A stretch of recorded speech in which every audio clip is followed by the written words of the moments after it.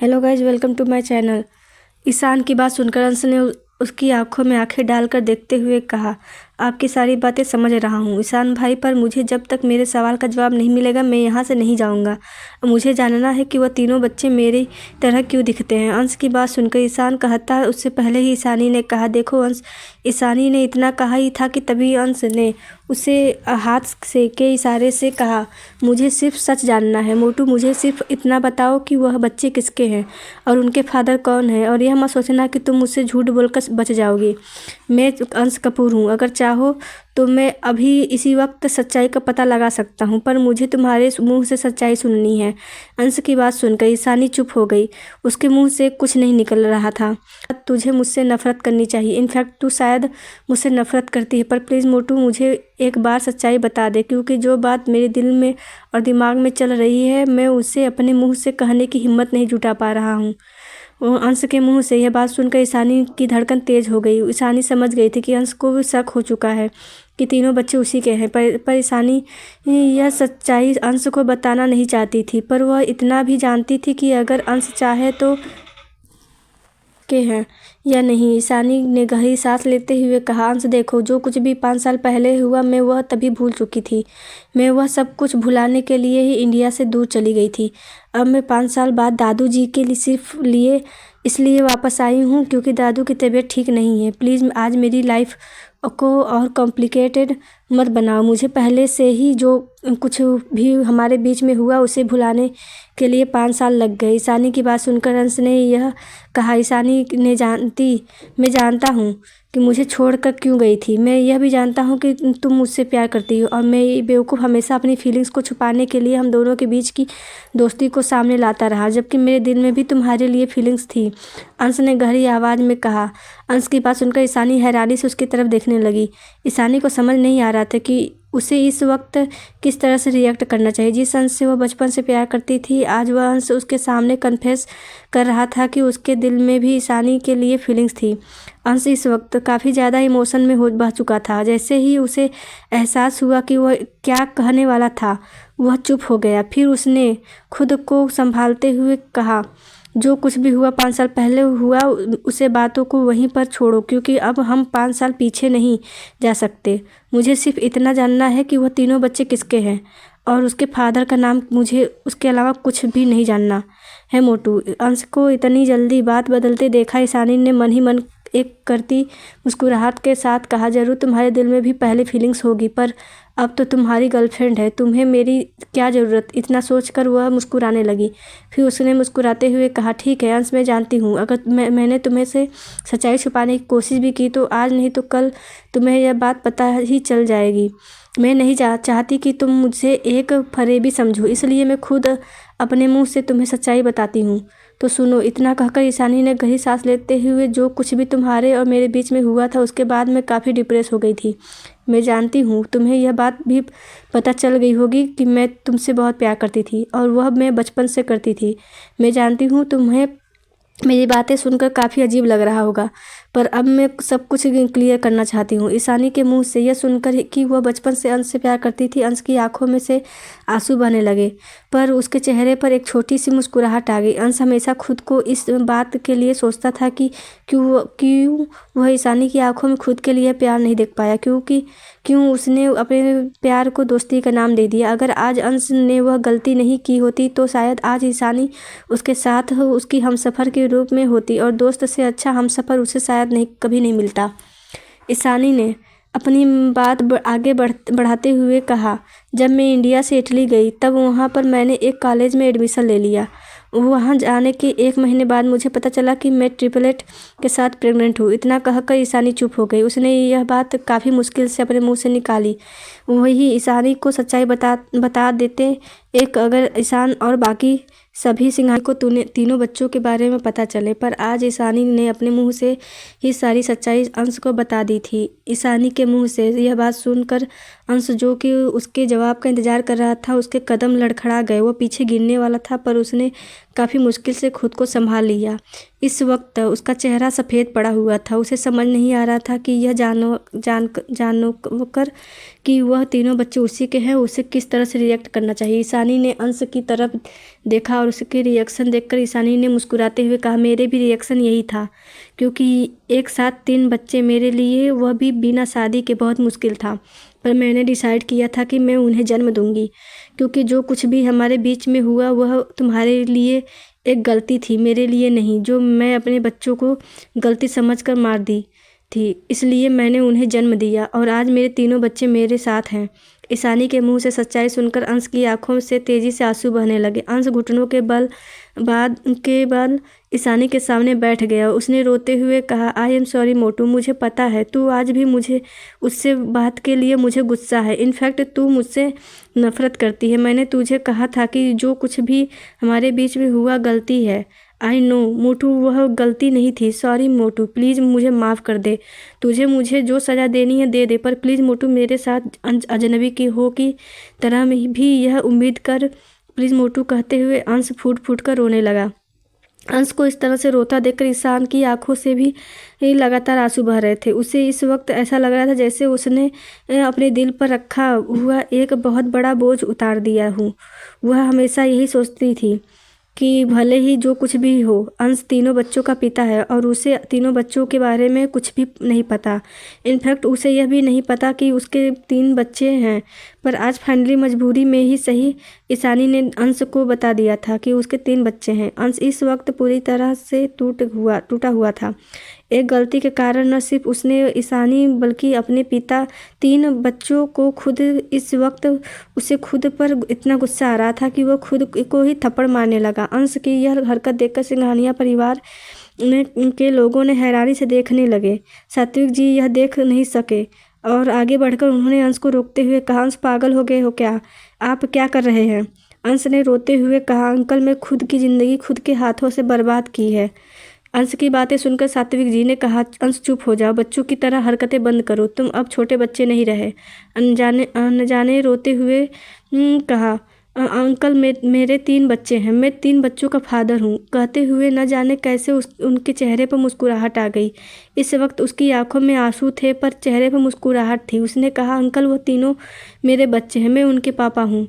अंश की आवाज़ में खुशी झलक रही थी। उसे सुनकर न जाने क्यों सात्विक जी को अच्छा लगा। सात्विक जी हमेशा से अंश को ही अपना दामाद बनाना चाहते थे, पर हालात कुछ इस तरह से बदल जाएंगे उन्होंने कभी सपने में भी नहीं सोचा था। बचपन से उन्होंने कभी अपने बच्चों के और अंश में फ़र्क नहीं किया था।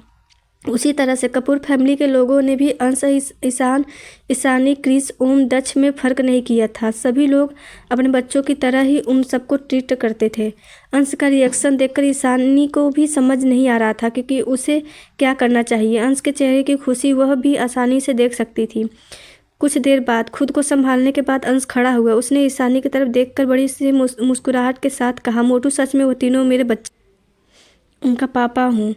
मोटू, प्लीज़ बताना मुझे, अंश ने किसी छोटे बच्चों की तरह कहा जिसे उसका फेवरेट खिलौना मिल गया हो, पर वह खिलौना लेने के लिए उसे किसी दुकानदार की इजाज़त की ज़रूरत है। ईशानी अंश को देख रही थी। उसके चेहरे की खुशी देखकर ईशानी को समझ नहीं आ रहा था कि उसे किस तरह से रिएक्ट करना चाहिए। अभी ईशानी कुछ कहने ही की वाली थी कि तभी ईशान ने वहाँ पर गुस्से भरी आवाज़ सुनाई दी, तुमने बिल्कुल सही कहा अंश, वो तीनों बच्चे तुम्हारे हैं। बच्चे, तुम ही उन तीनों के पापा हो, सिर्फ बायोलॉजिकल, पर तुम्हारा उन पर कोई हक नहीं है। वो सिर्फ सिंघानिया परिवार के बच्चे हैं। भले ही उनके अंदर कपूर परिवार का भी खून है, पर मेरी बहन ने उन्हें अपनी जान पर खेल कर जन्म दिया है।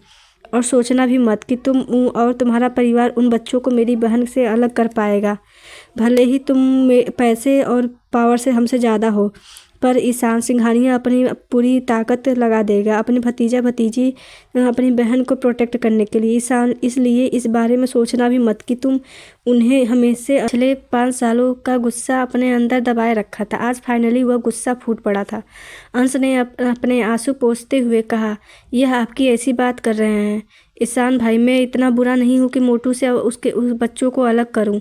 भले ही वो मेरे बच्चे हैं, पर ईशानी ने उन्हें जन्म दिया और एक मैन जितना अधिकार बच्चों पर किसी का नहीं हो सकता। क्या आप मुझे इतना गिरा हुआ इंसान समझते हैं कि मैं अपने बच्चों को आसानी से छीनने की कोशिश करूँगा, यह जानने की बात कि वह मेरे बच्चे हैं। अंश की बात सुनकर ईशानी ने कुछ नहीं कहा, बस अपना चेहरा फेर कर खड़ा हो गया। वही ईशानी ने अंश के चेहरे को देख रही थी। अंश का पूरा चेहरा आंसू से भरा हुआ था। वो इस वक्त बिल्कुल भी कपूर इंडस्ट्री का जिसकी ज़िंदगी ने उसके साथ बहुत बड़ा मजाक किया हो। ईशान को खुद से मुंह फेरता देखकर अंश ने ईशानी की तरफ देखा और आंसू भरी आंखों से उसे देखते हुए कहा, मोटू क्या तुम मुझे माफ़ कर पाएगी? कभी मैं जानता हूँ जो मैंने किया वह माफ़ी के लायक नहीं है, पर क्या कभी तुम मुझे माफ़ कर पाएगी?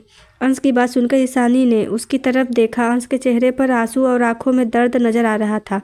ईशानी ने गहरी सांस लेकर अंश को देखते हुए कहा, देखो अंश, जो कुछ भी हमारे बीच में हुआ था वह तुम्हारे लिए एक गलती थी, पर मेरे लिए नहीं थी। आज उसे 5 साल बीत चुके हैं। अब मैं अपने अतीत को अतीत में ही छोड़ चुकी हूँ। अब मेरी ज़िंदगी में सिर्फ मेरे बच्चे हैं और मुझे अपनी ज़िंदगी से कुछ नहीं चाहिए। मैं अपने तीनों बच्चों के साथ बहुत खुश हूँ, इसलिए प्लीज़ बेवजह मेरी लाइफ में परेशानी क्रिएट करना बंद करो और मुझे खुशी से जीने दो। ईशानी की बात सुनकर अंश के चेहरे पर एक उदासी नज़र आने लगी, जिसे सनी का इंतज़ार वह पीछे 5 सालों से कर रहा था। आज वह ईशानी उसे किसी अजनबी की तरह ट्रीट कर रही थी।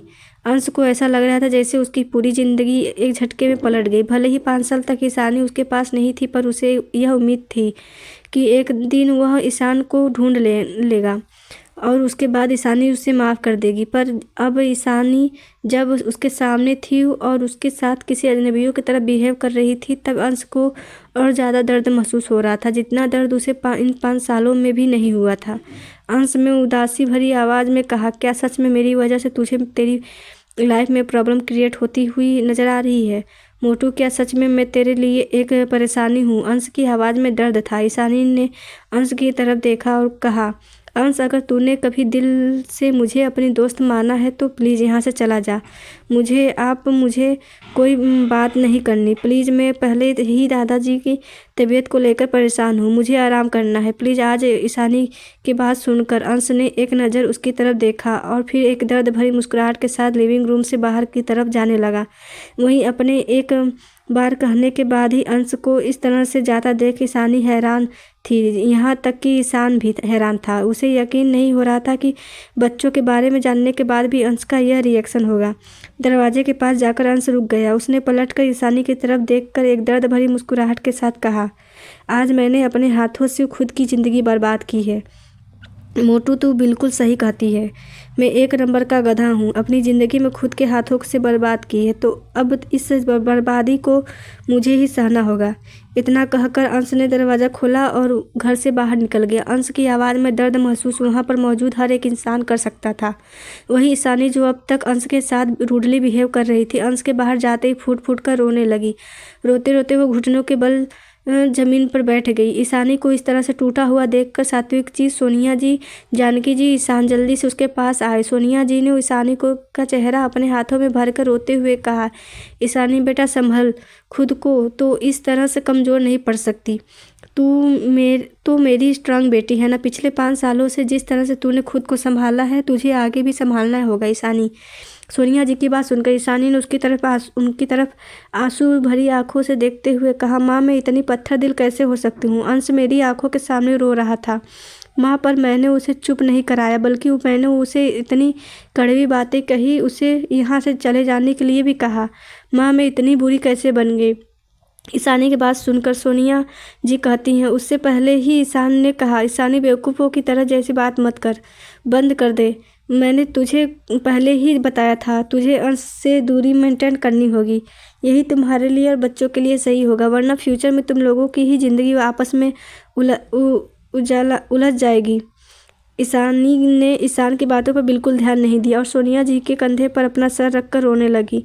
उसकी आंखों के सामने बार बार अंश का रोता हुआ चेहरा नजर आ रहा था। अंश का खुद को ब्लेम करना, उसकी आवाज़ में गिल्ट, उसके चेहरे में इस चेहरे की वह दर्द भरी मुस्कुराहट, सब कुछ ईशानी की आंखों के सामने घूम रहा था, जिसे वह चाहकर भी नहीं भूल पा रही थी। वहीं दूसरी तरफ सिंघानिया मेंशन से बाहर निकाल कर अंश अपनी गाड़ी में बैठ तेजी से इस वक्त मुंबई की सड़कों पर गाड़ी दौड़ा रहा था। उसने ड्राइवर को भी गाड़ी नहीं चलाने दिया।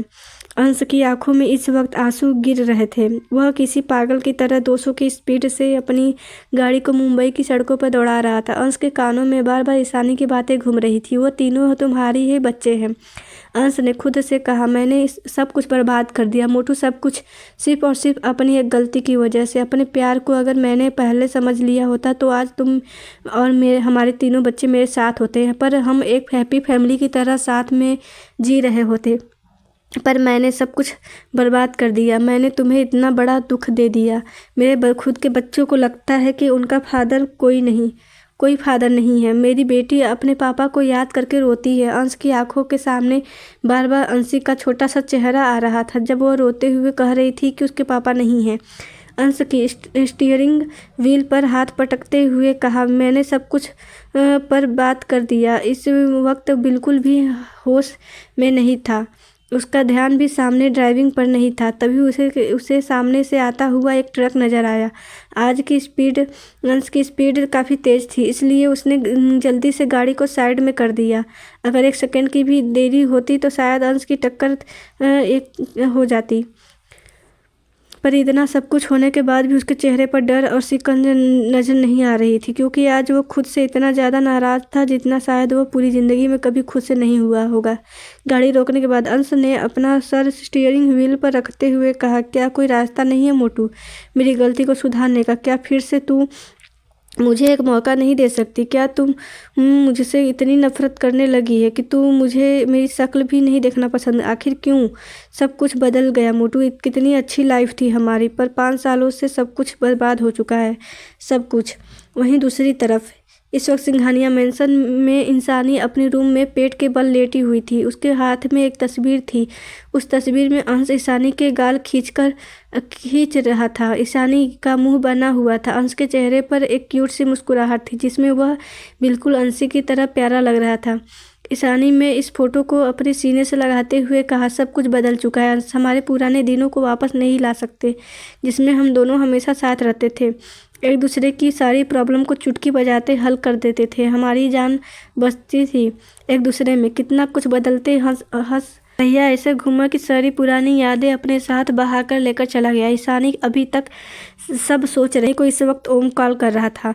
ईशानी ने गहरी सांस लेकर फोटो को साइड में रखा और कॉल पिक कर लिया। ईशानी ने कॉल उठाते ही दूसरी तरफ से आवाज़ आई, सुनाई दी? ईशानी आई क्या? अंश को तूने सब कुछ बता दिया बच्चों के बारे में? ईशानी ने काफ़ी मुश्किल से खुद को रोने से रोकते हुए कहा, हाँ, क्योंकि अब उसने बच्चों को देख लिया था और उसे 90% शक हो गया था, क्योंकि बच्चे बिल्कुल उसी की तरह दिखते हैं। और मैं जानती हूँ अगर मैंने उसे झूठ भी बोला होता तो वह कभी न कभी पता लगा ही लेता। और अब मैं और नहीं भागना चाहती ओम, मैं थक चुकी हूँ भागते भागते। अब मैं बस शांति से ज़िंदगी जीना चाहती हूँ जिसमें सिर्फ सुकून हो, मेरे बच्चे हो और खुशियाँ हो। मुझे कुछ और नहीं चाहिए ज़िंदगी पहले ही काफ़ी गम दे चुकी है, अब और सहने की हिम्मत नहीं है मुझ में ओम। यह सब ओम से कहते कहते ईशानी फ़ोन पर रोने लगी। उसकी आवाज़ में ओम दर्द महसूस कर सकता था। ओम ने ईशानी को शांत करते हुए कहा, ईशानी चुप हो जा, मुझे पहले यह बता अंश कहाँ है? क्योंकि उसके बॉडीगार्ड्स ने कपूर मैंसन पर बता दिया था कि वह उनके बिना कहीं चला गया और कपूर अंकल ने उन्हें कॉल किया था। ओम की बात सुनकर ईशानी ने हैरानी से कहा, मतलब? ओम ने कहा, मुझे बता, क्या तुझे पता है अंश कहाँ है? ईशानी ने हैरानी से कहा, मुझे कुछ नहीं पता, मैं बस उसे यहाँ से जाने के लिए कहा था, वह चला गया। ईशानी की बात सुनकर ओम ने कहा, ठीक है, तू अपना ध्यान रख और ज़्यादा मत सोच, और हाँ, रोना नहीं। इतना कहकर उन्होंने कॉल कट कर दिया। ईशानी अपने फ़ोन को घूरते हुए सोच रही थी कि अंश कहाँ चला गया। उसे डर भी लग रहा था क्योंकि ईशानी जानती थी कि अंश काफ़ी इमोशनल इंसान है। वही दूसरी तरफ अंश इस वक्त एक बड़ी सी तालाब के सामने खड़ा होकर शांत पानी को देख रहा था। उसकी हालत देखकर ऐसा लग रहा था जैसे यह अंश कपूर हो ही ना। उसके पूरे बाल माथे पर बिखरे हुए थे, उसकी शर्ट पर सिलवटें पड़ी हुई थी आज, और उसका चेहरा आंसुओं से भरा हुआ था। वह इस वक्त पूरी तरह से टूटा हुआ लग रहा था।